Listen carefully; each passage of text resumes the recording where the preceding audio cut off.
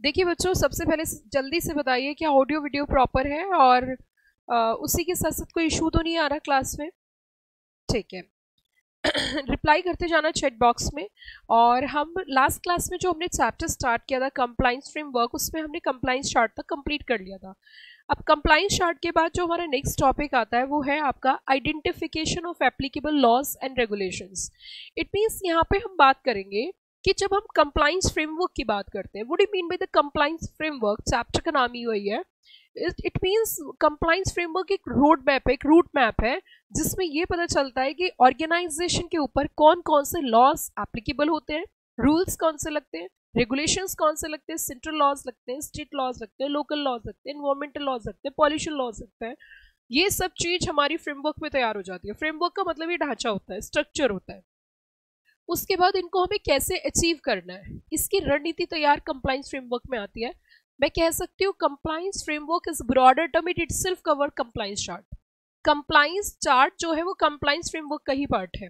अब अगला मुद्दा, जब कंप्लाइंस चार्ट का हमने डिस्कशन किया, तो कंप्लाइंस चार्ट में बेसिकली क्या होता है कि जो हमारी ऑर्गेनाइजेशन के ऊपर कानून लगते हैं, फ्यूचर में उनके ड्यू डेट्स क्या है वो हमें प्रायरली इन्फॉर्म कर देता है। और इससे सबसे बड़ा फायदा ये होता है कि भविष्य में जो नॉन कंप्लाइंसेस होने वाले थे, भविष्य में जो हमारे ऊपर पेनल्टीज लगने वाली थी due to the non compliances, भविष्य में जो हमारे ऊपर ऑर्गेनाइजेशन से नोटिस आने वाले थे, वो रुक जाते हैं। क्यों? क्योंकि हम टाइमली सारे कंप्लाइंसेस कर देते हैं। और टाइमली हम क्यों करते हैं? क्योंकि चार्ट में हमें इंडिकेशन आ जाता है कि इस ड्यू डेट पे आपका ये कंप्लाइंसेस है। अब हम यहाँ पे बात करेंगे identification of applicable laws and regulations की। जब हम identification of applicable laws and regulations की बात करते हैं तो इसको भी जरा ध्यान से सुनना। सबसे पहली चीज है कि कंप्लाइंस फ्रेमवर्क बनाने के लिए हमें जरूर जानना जरूरी है कि हमारे ऊपर कानून कौन कौन से अप्लाई होते हैं, कौन कौन से लॉज हमारे ऊपर एप्लीकेबल हो रहे हैं। That's very important. ये सबसे पहले जानना जरूरी है। The first and most crucial step, most important step. और इसमें कंपनी सेक्रेटरी का अच्छा खासा योगदान होता है, क्योंकि कंपनी सेक्रेटरी कोर्स के दौरान तमाम कानून पढ़ाए जाते हैं, चाहे वो factory laws, industrial laws, labour laws, company laws, economic laws, commercial laws, whatever be the law which is applicable to a corporate, वो सब नॉलेज रखता है सीएस। सो सीएस की इसमें अहम भूमिका होती है। सीएस ये सबसे पहले ये देखता है कि हमारी जो ऑर्गेनाइजेशन है वो किस सेक्टर में वर्क करती है, वो किस लेवल पे वर्क करती है, उसका स्केल क्या है, उसी के साथ साथ किस स्टेट में काम कर रही है। ये तमाम जानकारी जुटाने के बाद पता लगाया जाता है कि इस संस्था के ऊपर कौन कौन से कानून एप्लीकेबल होंगे, इस ऑर्गेनाइजेशन के ऊपर कौन कौन से लॉज एप्लीकेबल होंगे। Are you good the point? So every company, every organization is operating in a specific sector, in a specific industry, in a jurisdiction, in a particular state. अब जैसे मैं आपको एक छोटा सा मामूली सा एग्जांपल देती हूँ। आपकी कंपनी जो है वो फाइनेंस में डील करती है, तो यहाँ पे रेगुलेटरी बॉडी आरबीआई है, आरबीआई के नॉर्म्स आपको पूरे करने पड़ेंगे। आपके ऑर्गेनाइजेशन जो है वो इंश्योरेंस में डील करती है, तो ऑब्वियस सी बात है अब आपको आईआरडीआई आपकी रेगुलेटरी बॉडी है, उसके नॉर्म्स पूरे करने होंगे। आपकी ऑर्गेनाइजेशन में फैक्ट्री चलती है, फैक्ट्रीज एक्ट लगेगा, और not even the factories act but labour laws also, जितने लेबर लॉज है तमाम आपकी संस्था के ऊपर लागू किए जाएंगे। So very basic point just to find out कि कौन कौन से लॉज लगेंगे। पहले देखिए आपकी इंडस्ट्री, आपकी कंपनी किस सेक्टर में वर्क करती है, तो ये सबसे अहम भूमिका है। फिर what is the process of identifying the applicable laws, understanding the business model, जो मैं आपके साथ अभी डिस्कस कर चुकी। पहला प्रक्रिया, पहला स्टेप यही होता है कि आप nature of operation, industry, sectors, geographical and business structure को चेक करें। देन उसके बाद नेक्स्ट स्टेप होता है review of environmental health and safety aspects. अब आपको देखना है ऑक्यूपेशन सेफ्टी लॉस कौन से हैं, क्योंकि किसी भी ऑर्गेनाइजेशन को आगे बढ़ाने के लिए पैसे से कहीं हद तक ज्यादा जरूरी है वहां पे काम करने वाले लोगों की सेफ्टी, सुरक्षा। तो वो सारी चीजें देखनी है। प्लस हमें ये भी हमेशा प्रॉफिट मोटिव ही माइंड में नहीं रखना चाहिए। हमें ये भी देखना चाहिए कि जिस एरिया में हम अपनी ऑर्गेनाइजेशन चला रहे हैं वहां पे जो तमाम हमारे पॉल्यूशन लॉज हो रहे हैं, पॉल्यूशन हो रहा है, तो हमें पॉल्यूशन लॉज का भी पालन करना चाहिए। क्योंकि कई बार हम ना बहुत like business point of view से सोचते हैं, जस्ट टू बिजनेस माइंड। मैं हमेशा यही चीज सिखाती हूँ कि हमें अपनी किसी भी बिजनेस में आप कोई भी काम करते हो उसे पूजा की तरह करना चाहिए। कर्म एक पूजा है, और हमें सिर्फ ये नहीं सोचना चाहिए कि हमारा फायदा क्या होगा, हमें क्या फायदा मिलेगा, हम शब्द नहीं आना चाहिए कि मुझे क्या फायदा होगा। ठीक है, इस बिजनेस को करने से मुझे क्या फायदा है, चाहे दूसरों को कितना भी नुकसान हो जाए। ये चीज हमेशा हमें ध्यान रखनी है as a human point of view, as a moral science, क्योंकि सबसे ज्यादा जरूरी ये चीज होती है। आपने महाभारत का किस्सा भी सुना होगा, महाभारत में आपने नाम सुना होगा दानवीर कर्ण। दानवीर कर्ण से ज्यादा दानवीर व्यक्ति कोई नहीं था, आपने ये देखा होगा, इसीलिए उनका नाम भी दानवीर कर्ण पड़ा। उन्होंने भगवान श्री कृष्ण से एक प्रश्न किया कि भगवान श्री कृष्ण, मैं तो अब तक पूरा जन्म हो गया मुझे दान करते करते, तो मेरे साथ ऐसा क्यों? ये क्वेश्चन उन्होंने रेज किया भगवान श्री कृष्ण से। भगवान श्री कृष्ण ने कहा कि कर्ण, वैसे तो तू दानवीर था, लेकिन तूने अपना बदला लेने की वजह से, तूने अपना बदला लेने की वजह से, सिर्फ अपना बदला लेने की वजह से तूने इतने सारे लोगों का नरसंहार कराया, क्योंकि तू अपना बदला लेना चाहता था। तेरे साथ जो गलत हुआ था उसको, उससे पीड़ित था, और उसका बदला लेने के लिए तुम दुर्योधन के साथ मिले, और दुर्योधन के साथ मिलके महाभारत हुआ, और इस महाभारत होने की वजह से नरसंहार हुआ। इतनी सृष्टि, इतने लोग, इतने बच्चे, इतनी महिलाएं को सफर करना पड़ा। तो इसलिए तो वहां से हमें एक सीख मिलती है कि कभी भी सिर्फ अपने बारे में नहीं सोचना चाहिए, हमें सोसाइटी, हमें समाज के बारे में भी सोच के कुछ काम करने चाहिए। तो ये चीज़ है यहाँ भी आती है कि review of environmental health and safety aspects, occupational safety laws, environmental laws, industry specific mandates. अगला मुद्दा आता है data security. Information technology act 2000 की अगर मैं बात करूं तो हमारे देश के अंदर टेक्नोलॉजी की तरफ हम मूव कर रहे थे, और जब भी कभी किसी टेक्नोलॉजी की तरफ चलते हैं, जब भी कभी कोई नई चीज आती है, तो उसके कुछ फायदे, कुछ नुकसान, मतलब कुछ पॉजिटिव और कुछ नेगेटिव इंपैक्ट्स होते हैं। With rise of digital operation compliance with information technology act 2000 और उसके प्रोटेक्शन रूल्स हैं, ये बहुत ज़रूरी है, इसको जानना बेहद ज़रूरी है। डाटा सिक्योरिटी है, क्योंकि जब कोई टेक्नोलॉजी आती है तो उसके डिसएडवांटेज साथ में आते हैं। तो एज अ कंपनी सेक्रेटरी हमें कंसिडर करना कहीं डाटा लीक तो नहीं हो जाए, प्रोटेक्शन लेवल क्या है, सिक्योरिटी क्या है, ये तमाम जानकारी आपको जुटानी है। मुझे लगता है सब कुछ बढ़िया चल रहा है। सवेरे सवेरे, सुबह सुबह हम जो है अपने सेशंस लेते हैं, और बहुत ही ब्यूटीफुल टाइम है। जो बच्चे सक्सेस होने वाले हैं वो इस टाइम का यूटिलाइजेशन करते हैं। ये एक परफेक्ट टाइम होता है जिंदगी में कुछ अच्छा करने के लिए, है ना। और सक्सेसफुल लोगों की एक खास पहचान होती है कि जब तक लोग सो के जगह अपना एक काम निपटा दो। सो अगर हम बात करें data security and cyber laws की, तो वो हमें ध्यान रखना है। Periodical review and updating, compliance requirements must be periodically review in light of new amendments, judicial pronouncements, regulatory notifications. फिर उसके बाद आता है communication to compliance executors. A good practice is to clearly communicate do's and don'ts. इसके लिए training होना बेहद ज़रूरी है। हम ऑर्गेनाइजेशन में अगर एक सिस्टमेटिक ट्रेनिंग का अरेंजमेंट करें, एम्प्लॉयज़ को ट्रेन करें, एम्प्लॉयज़ के साथ डिस्कशन करें, एम्प्लॉयज़ के अवेयरनेस दें, जिसमें एक बहुत मामूली से एग्जाम्पल आपके साथ शेयर करती हूँ। सपोज करिए हमारे ऑर्गेनाइजेशन के अंदर एक मजदूर, एक सफाई कर्मचारी है ना, जो सफाई का काम करता है, और वो सफाई करते करते ऑर्गेनाइजेशन के बाहर पहुंचा, कूड़ा इकट्ठा किया, उसने तमाम कूड़ा इकट्ठा किया और उसमें आग लगा दी। वो जो तमाम कूड़ा इकट्ठा किया और उसके अंदर आग लगा दी, तो अब मुद्दा ये उठता है कि आग लगाने की वजह से, आप समझिए जरा, उस आग लगाने की वजह से पॉल्यूशन हुआ, और वहां से वहां के अधिकारी निकल रहे थे, उन्होंने उसे देखा और उस ऑर्गेनाइजेशन के ऊपर नोटिस भेज दिया। मुद्दा यहाँ पे ये उठता है कि उस एम्प्लॉय को कानून की जानकारी नहीं है, क्योंकि अगर एम्प्लॉय को कानून की जानकारी होती तो वो 10 या 15 हज़ार रुपए में आपके यहाँ सफाई का काम नहीं करता, वो भी कंप्लायंस ऑफिसर होता।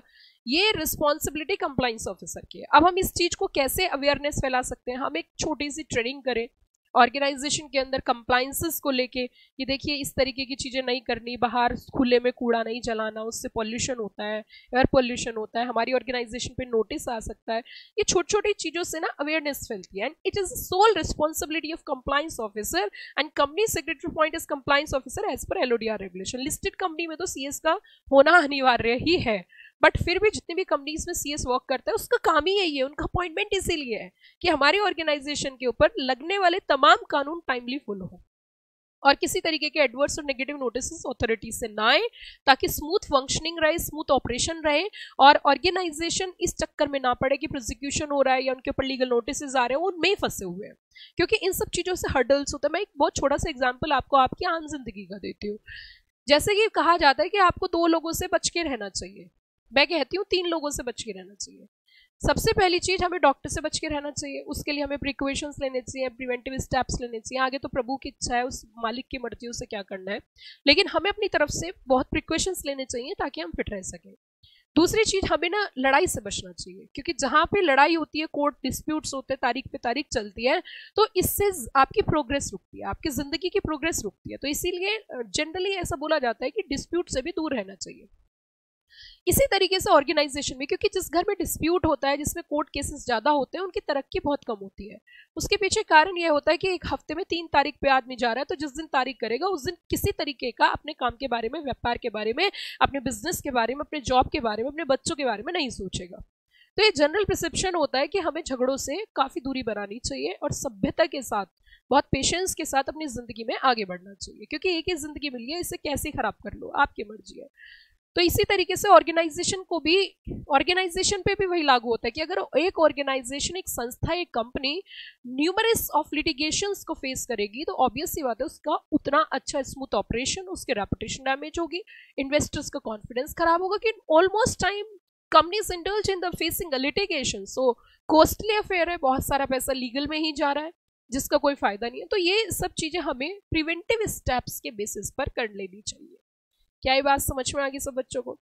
अब बहुत धीरे धीरे हम थोड़ा सा आगे बढ़ेंगे। Source for identifying compliance obligations, मैं अगर नाम बोलने लगूं तो बड़ी लंबी कतार है, बड़ी लंबी लिस्ट है। आइडेंटिफिकेशन ऑफ एप्लीकेबल ऑब्लिगेशंस में बी source from management and staff engagement, statutory laws, licence permissions, orders, rules, circulars, court judgements, tribunal orders, international treaties, internal company policies and practices, voluntary principles, professional groups, ये तमाम चीजें आपको ध्यान में रखनी है। अगर लॉस की बात करूं तो ओवरव्यू में बता देती हूँ।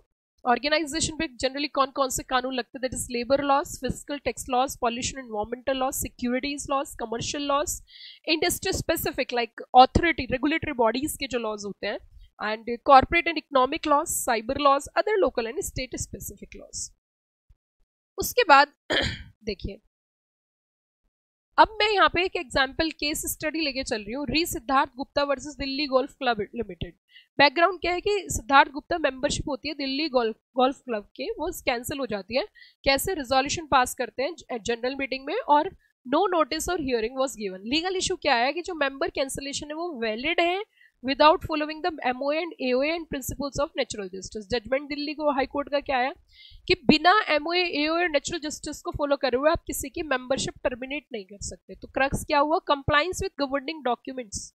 आपको गवर्निंग डॉक्यूमेंट्स का कंप्लायंस करना चाहिए था, तभी जाके आप किसी की मेंबरशिप कैंसिल कर सकते हो।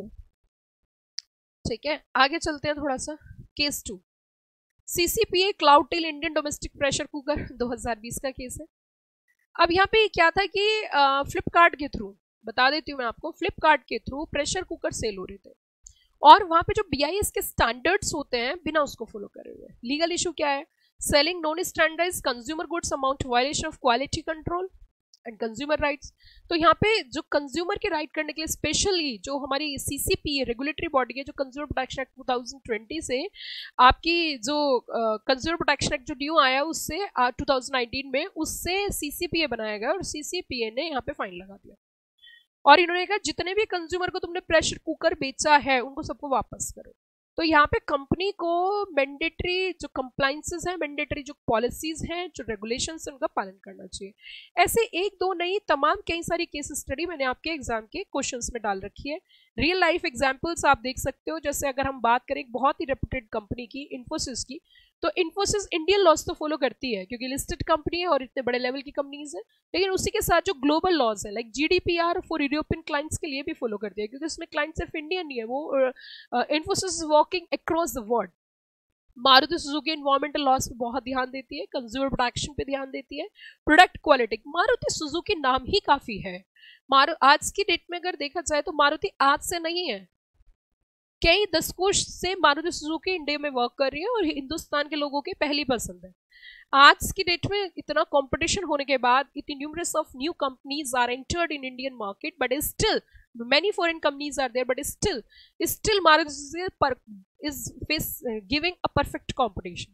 either we are concerning Grand Vitara, either we are concerning Swift Desire, either we considering Invicto, whatever be the, ये इस तरीके से काम करती है जिसमें कंज्यूमर क्वालिटी को प्रेफरेंस दिया जाता है और जहां कंज्यूमर खुश होता है वहां कंपनी खुश हो जाती है। इसी के साथ साथ अब थोड़ा सा आगे बढ़ेंगे और हम बात करेंगे compliance risk assessment basis for compliance management. Risk का मतलब क्या होता है? रिस्क का मतलब होता है चुनौती। रिस्क का मतलब होता है जो चीज हमने कल्पना नहीं करी कुछ ऐसी चीज आ जाना। रिस्क हमेशा नेगेटिव नहीं होता, रिस्क पॉजिटिव भी होता है। रिस्क का मतलब होता है जो भविष्य है उसमें कुछ ऊपर या नीचे कुछ भी हो सकता है, तो उसे रिस्क बोलते हैं। तो यहाँ पे हम पढ़ेंगे रिस्क का assessment and bases for compliance management. Compliance risk assessment is a core foundation of compliance management. It involves a systematic process of identifying, evaluating, rating, and mitigating compliance risks arise due to business activities, regulatory changes, or failure in internal system. While the compliance chart provide a roadmap, obligations, compliance risk assessment, and risk level and appropriate mitigation strategies is adopted. अब इसमें हम देखेंगे क्या क्या steps हैं risk को assess करने के लिए। सबसे पहले identification of areas of potential non compliances. हम ये देखेंगे कि भैया ये देखिए वायलेशन जहाँ पे बहुत स्ट्रिक्ट है, जहाँ पेनल्टी बहुत ज़्यादा है, जहाँ स्ट्रिक्ट नॉर्म्स है, उसको फाइंड आउट करिए। पोटेंशियल नॉन कंप्लायंसेस कहाँ पर हो सकते हैं। फिर रिस्क रेटिंग। रिस्क रेटिंग का मतलब है classifying as critical, high, medium और low based probability in impact. Outcome assessments, determining the need for employee training, enhanced monitoring, internal controls, detailed reviews, and risk mitigation strategies. Types of risk considered. कौन कौन से risk रहते हैं? तो सबसे पहले legal effect. पहले नंबर पे हमारा आता है लीगल इफेक्ट। लीगल इफेक्ट क्या कि जैसे कि आपने कोई लाइसेंस ले रखा है तो लाइसेंस कैंसिल हो जाना, प्रोडक्ट डिबार हो जाना, इम्प्रिजनमेंट, पेनल्टीज, फाइन्स, ये सब चीजें हैं। नॉन कंप्लायंस में result in penalties, fines, imprisonment, debarment, product seizure और कैंसिलेशन ऑफ लाइसेंस। उसके बाद financial impact. Financial impact share के प्राइस पे जाता है, लॉस ऑफ रेवेन्यू होता है, इन्वेस्टर का कॉन्फिडेंस खत्म होता है कि भैया जब ये अपनी कंपनी ना चला पा रहे, ये कंपनी को चलाने में इतने नॉन कंप्लायंसेस कर रहे हैं तो ये इन फ्यूचर डिविडेंड कहाँ से देंगे। Possible financial losses. Business effect, risk of shutdown of operations, suspension of factory activities, disruption of supply chain. कई बार जब एनवायरमेंटल लॉस का पालन नहीं किया जाता तो एनवायरमेंटल लॉस में इतनी ताकत है कि वो वहां से नोटिस भेजती है और आपकी ऑर्गेनाइजेशन को क्लोज डाउन करा देती है। Reputational effect, loss of brand की क्रेडिबिलिटी, कंज्यूमर का ट्रस्ट जाता है।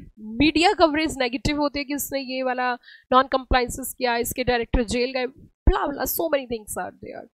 तो नॉन कंप्लायंसेस की वजह से सिर्फ फाइनेंशियल इफेक्ट नहीं होता, फाइनेंशियल लॉस नहीं होता, फाइनेंशियल लॉस तो होता ही है, रेपुटेशनल लॉस बहुत ज्यादा होता है। समाज में जो आपकी इज्जत होती है वो खराब होती है। एक डायरेक्टर जेल जा रहे तो ऑब्वियसली बात it gives negative impact to the organisation and ultimately affect business continuity, क्योंकि अगर आपने एनवायरमेंटल लॉस के नॉन कंप्लायंसेस किए तो इन दैट पर्टिकुलर सिचुएशन आपकी ऑर्गेनाइजेशन को शट डाउन किया जा सकता है। ठीक है। Type of risk assessment, high level risk assessment. Type of risk assessment में सबसे पहले हम high level of risk assessment देखेंगे कि जहां पे high level of compliances risk है। Conduct by risk management team, senior executives, relies on inputs from detail assessment. High level risk assessment report prepare करेंगे। सेकेंड हमारा होगा detailed risk assessment, in depth analysis of specific compliance risk, may involve external expert, legal advisers, auditors, critical emerging high risk areas. Techniques of risk assessment, desk review, interview and workshop, scenario analysis, risk registers, ये तमाम चीजें। उसके बाद अभी जो मैंने आपको बताया उसको एक बार एनालाइज करते हैं। Compliance risk assessment is basis of compliance management. It requires identifying potential non-compliances, ratings, risk, designing mitigation strategies, and risks are categorized into legal, financial, business, reputational effects. Two types of assessment exist: high level, detailed, in-depth, and best practices for leading companies जैसे Hindustan Unilever limited, airlines है, विप्रो है। तो इनका structured framework है जिसके तहत non compliances के chances बहुत कम रहते हैं। उसके बाद बच्चों इसमें compliance monitoring and responsibility centre mapping, allocation. ये मॉनिटरिंग का मतलब क्या है? मॉनिटरिंग का मतलब है हमारी ऑर्गेनाइजेशन के ऊपर कोई कानून तो लागू हो गया है, ये तो बात सही है, लेकिन सिर्फ कानून लागू होना ही सब कुछ नहीं है। कानून तो लागू है ही, क्या उस कानून को एक हमने फ्रेमवर्क तैयार कर लिया, हमने पॉलिसी बना लिया, हमने प्लान बना लिया, what about the execution of plan? क्या वो प्लान एग्जीक्यूट हुआ? क्या वो प्लान जो था वो फुलफिल किया जा रहा है? क्या प्लान आगे चल रहा है? So compliance monitoring is a core oversight mechanism of the corporate compliance framework. It ensures that the framework is not just documented but it is actually implemented in practice. That's very important. आप ये मत सोचिए कि सिर्फ जो है compliance ही सब कुछ है, कंप्लायंस की प्रिपरेशन ही सब कुछ है। भाई कंप्लायंस से ज्यादा जरूरी है उसको इंप्लीमेंट करना। तो इस चीज की मॉनिटरिंग करना, evaluate whether the compliance system practicable है, सुटेबल है, रिस्पॉन्सिव है। हमने जो सिस्टम पूरा फ्रेमवर्क तैयार कर दिया, बट जो स्केल इंडस्ट्री है उस पर प्रैक्टिकेबल पॉसिबल ही नहीं है, responsive, capable of adapting to changes, suitable है नहीं है। Corporate operations are dynamics, merger, acquisition, new ventures, partnership bring a new compliance risk. Therefore, compliance monitoring must be periodic and continuous होनी चाहिए। Not only a one day exercise कि ठीक है एक दिन कर दिया बाकी छोड़ दो, नहीं, it's a regular basis practice because compliances तो आपके हर रोज होंगे, वो आपका चार्ट बताएगा, तो उसको मॉनिटर करना। Meaning of compliance monitoring just to oversight of company operation and activities, cover both local regulation, cross-border obligation, internal company policies, and ethics and procedure. Goes beyond checklist verification. It is ongoing review of compliance effectiveness, adjusting regulatory and business changes. अगर हम law की connectivity की बात करें तो जैसे कि आपको पता ही होगा, companies act section number 134 subsection 5 requires board ensure compliance with applicable laws, mandates secretarial audits for certain companies, है ना, और LODR regulations, compliant ownership and responsibility allocation की बात करते हैं। Next important aspect, compliance ownership का मतलब होता है जिम्मेदारी। who is the responsible person for non compliances? ये बहुत जरूरी है। अब उसने कहा तूने करना था, तुझे करना था, तुझे करना था, लेकिन यही नहीं पता चला करना किसे था। That's very important, that's very very important. So who is the clearly assigned the responsibility of officer? You are responsible for that compliance. If you are not following the compliances, you are responsible for non-compliance. And जो in future penalty आपके आएगी वो company के ऊपर की penalty आपको bear करनी पड़ेगी because you are the responsible person. So assign the responsibility. ठीक है ये law का पालन हो रहा है, but just to assign the responsibility, who is the responsible person for that? ठीक है, functional wise and individual wise, primary and the secondary, directly executing compliance and supervise the primary owner. For example, an assistant company secretary may be the primary owner for filing the return for group company, लेकिन company secretary act as a secondary owner supervising the compliances. अब हम यहाँ पे role of different levels of management देख लेते हैं। जैसे कि top management है, top management का काम क्या है?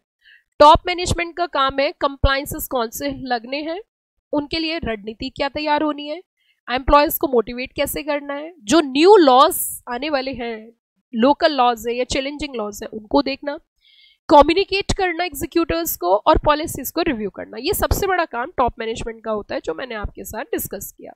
फिर लीगल सेल आती है। लीगल सेल जो डाउट्स होते हैं, जो प्रॉब्लम्स होती हैं, उनको सॉल्व करती है, पीरियडिकली रिव्यू करती है कि लीगल चेंजेस जो हो रहे हैं क्या वो सही तरीके से हो रहे हैं, रिसर्च करती है रेगुलेटरी अपडेट्स पे कि फ्यूचर में जो नए रिसर्च आ रहे हैं, नई चीज़ें आ सकती हैं, उनको पहले से अपडेट करना। फिर हम बात करते हैं इसमें senior management and functional heads की, formulating compliance policies, motivating compliance officers, guiding officer, tracking compliance chart, ये सब चीज़ें हैं। Then compliance officer performing day to day compliance obligation, daily basis जो रिस्पॉन्सिबिलिटी होती है वो इन्हीं की होती है। Updating compliance obligation in chart, identifying risk and just to inform the management, reporting conflicts और जो ब्रीचेस हो रहे हैं, पोटेंशियल चांसेस है, ये सारी जिम्मेदारी आपके कंप्लायंस ऑफिसर की होती है। अब हम बात करेंगे यहाँ पे process of responsibility and centre mapping, identification of business activities, सबसे पहले ये देखना है। फिर अकाउंटेबिलिटी, रिस्पॉन्सिबिलिटी किसकी रहेगी, कौन अकाउंटेबल रहेगा, approval by the management, notification of changes, फिर उसी के साथ साथ आप इसमें देखोगे मैंने जो आपको पढ़ाया उसको एक बार सम अप करते हुए, कंप्लाइंस मॉनिटरिंग मतलब कंप्लाइंस फ्रेमवर्क इज अलाइव, ऐसा तो नहीं सिर्फ फ्रेमवर्क बना और उसका पालन नहीं हुआ, तो उसको चेक करना। Responsibility centre mapping, top management, legal cell, functional heads, compliance officers, clearly identify करिए who is responsible person, assignment who is the responsible person to comply the laws, तो उसमें प्राइमरी सेकेंडरी रखिए, जो रेगुलर बेसिस पे करेगा और जो उसको सुपरवाइज करेगा। Together they create a robust system where oversight, accountability reinforce compliance integrity. अब हम देखेंगे इसमें escalations and compliance reporting, escalations और compliance reporting क्या क्या है।